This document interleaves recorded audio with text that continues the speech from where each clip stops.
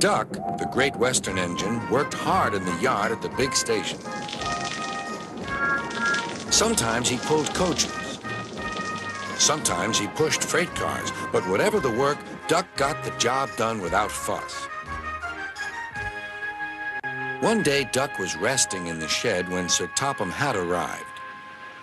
"Your work in the yard has been good. Would you like to have a branch line for your own?"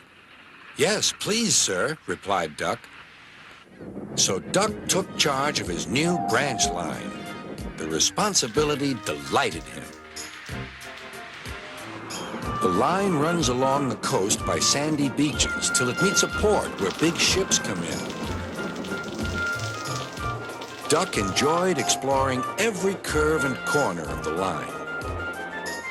Sea breezes swirled his smoke high into the air, and his green paint glistened in the sunlight. "This is just like being on holiday," he puffed. "Well, you know what they say," laughed his driver. "A change is as good as a rest." Soon, Duck was busier than ever.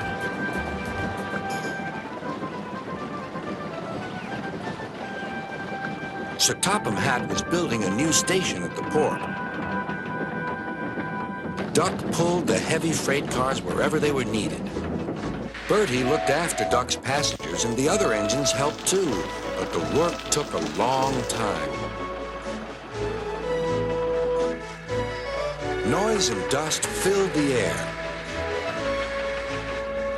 "Don't worry," whistled Toby. "The station's nearly finished." "And on time, too," said Duck thankfully. Duck felt his responsibility deeply and talked endlessly about it. "You don't understand, Donald, how much Sir Topham Hatt relies on me." "Ach, aye," muttered Donald sleepily. "I'm Great Western, and I—" "Quack, quack, quack." "What?" "Ye heard? Quack, quack, ye go. Sounds like ye'd an egg laid. Now wheesht and let an engine sleep." "Quack yourself," said Duck indignantly. Later, he spoke to his driver. "Donald says I quack, as if I'd laid an egg." "Quack, do you?"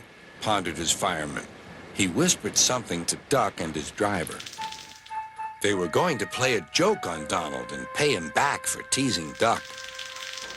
The engines were busy for the rest of the day, and nothing more was said.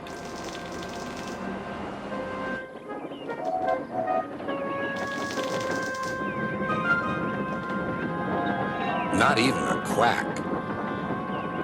But when at last Donald was asleep, Duck's driver and fireman popped something into his water tank. Next morning, when Donald stopped for water, he found that he had an unexpected passenger aboard. A small white duckling popped out of his water tank. "Now, who's behind this?" laughed Donald. The duckling was tame. She shared the fireman's sandwiches and rode in the tender. The other engines enjoyed teasing Donald about her. Presently, she grew tired of traveling and hopped off at a station, and there she stayed. That night, Donald's driver and fireman got busy, and in the morning, when Duck's crew arrived to look him over, they laughed and laughed. "Look, Duck, look what's under your bunker. It's a nest box with an egg in it." Donald opened a sleepy eye. "Well, well, well, ye must have laid it in the night, Duck, all unbeknownst." Then Duck laughed, too.